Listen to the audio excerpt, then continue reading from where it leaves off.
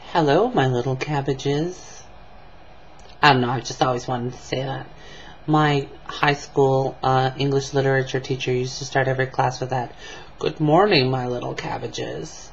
Mr. Onstein. His first name was Hank. His name was Hankenstein. It was pretty awesome. He was cool.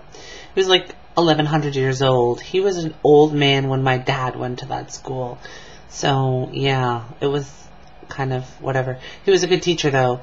I liked him. He was kind of funny. Never wrote a word on the board. Spoke for the whole class. That was it. Just sat in his desk, behind, which was at the back of the classroom, and talked while we sat facing a blank chalkboard forward.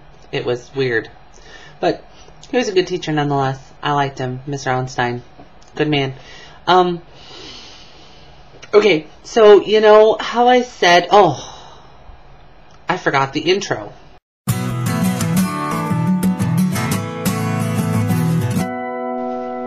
So you know how I said that we should talk about something that is Canadian and that makes us think of Canada or is imbued with Canadianness?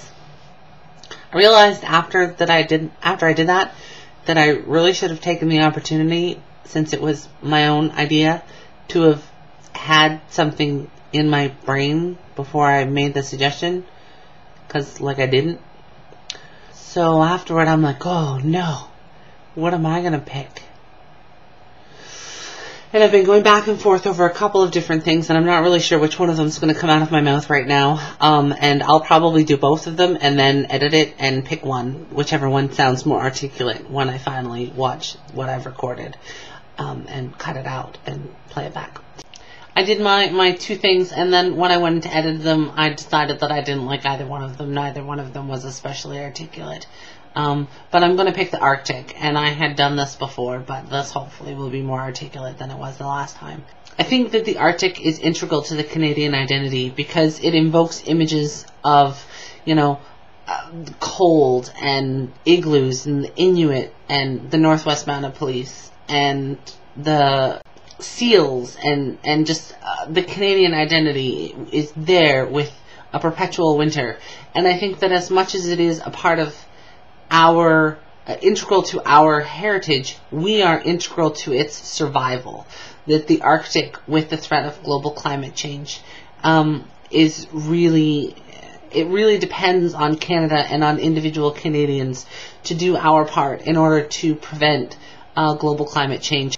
And as one of the countries with Russia that has the most Arctic region in our control, we really need to be on the forefront of this conversation. We really need to be directing the conversation and highlighting the susceptibility of the Arctic to global climate change. That we have to be concerned that the indigenous peoples, the polar bear, caribou, muskox, those kinds of things are susceptible to global climate change.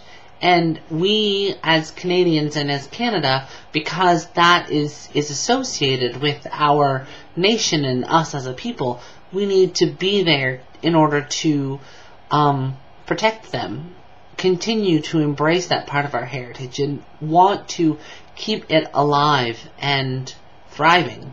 When you look at, a picture of an Inukshuk on a field of snow, you think of Canada, because that's part of our heritage and hopefully our future.